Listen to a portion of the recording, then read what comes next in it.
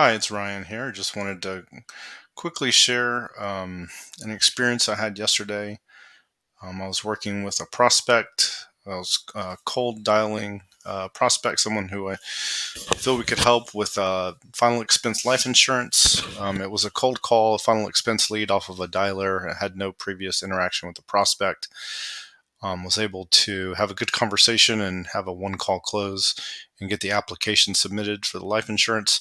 In doing so, I had to overcome really four objections. First one he gave me was already have a policy.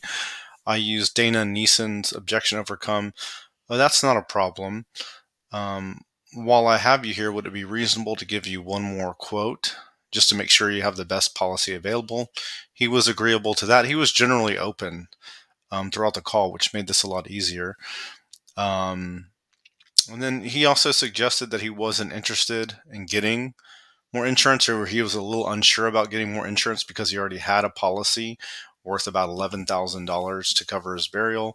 And I said, were you not interested in getting more coverage because it's too expensive or you can't qualify? He let me know he'd looked at additional coverage, but he was worried that it was too expensive.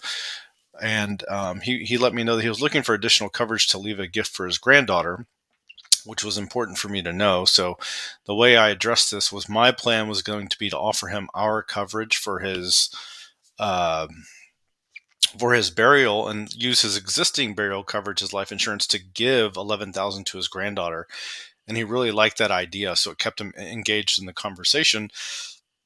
And then to overcome the idea that what I was going to propose was going to be expensive later on in the call, I asked him when he thought something was expensive, what was he looking at? And he told me he was looking at 25 to 30 grand in coverage to leave a gift for his granddaughter for college. And I said, well, okay, it may have been expensive, I understand, but are you open to getting her less coverage, or is this kind of like an all or nothing thing? And he's like, well, I have to do something for her. I want to leave something for her, which is really good for me to know. And I kind of doubled down. I said, well, have you thought about not leaving her anything at all? Because you could do that. And that made him defend his position of why he really had to leave her a gift when he passes away, why it was important to him. So it helped build urgency, it built trust between us, and let him know that I understood why he was looking to get more coverage.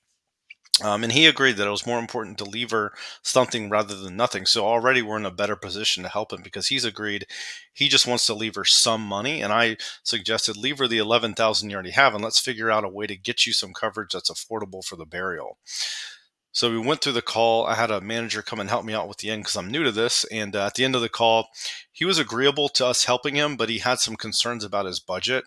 He was on a fixed income and he was worried he may not have the funds this month to cover it. So the way that we address that final objection is my manager suggested to him that we extend out the due date for the payment. We don't take the first payment now, and we extend out the payment and we lower down the coverage slightly from 5,000 additional coverage to 4,000 additional coverage to help him with his burial because he didn't need a very big policy to cover his burial because he already had a lot of it covered through the VA. So we suggested a smaller amount of coverage, 4,000 in coverage. So we lowered his payment and we set it up for him so he didn't have to pay for 30 days, which is one of the advantages of selling life insurance is that you can set the payment date out 20, 30, 40, 45 days in some cases.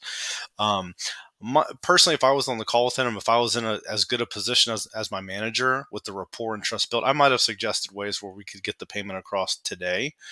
But that's something that I can work on as I become the person who's handling the call at the end. But overall, we overcame four objections on the call. I did the first three. My manager helped me with the fourth.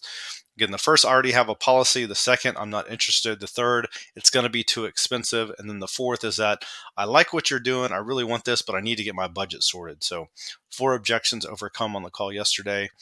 And I just wanted to share that.